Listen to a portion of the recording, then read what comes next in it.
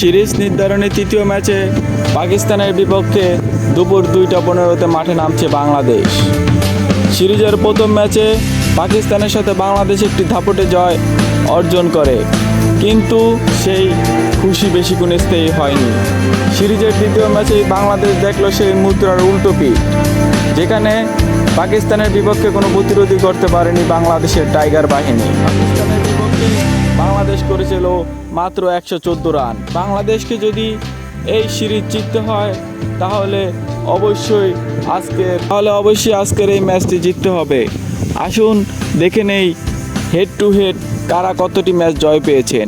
ওয়ানডেতে 2015 সালের পর থেকে বাংলাদেশ ও পাকিস্তান মুখোমুখি লড়াই হয়েছে 7 বার, যেখানে টাইগার বাহিনী জয় পেয়েছে 4 বার এবং পাকিস্তান জয় পেয়েছে 3 বার। আপনার কি মনে হয় আজকে কি বাংলাদেশ পাকিস্তানের বিপক্ষে ম্যাচটি জিতে সে ঐতিহাসিক সিরিজ জয় করতে পারবে কি পারবে না?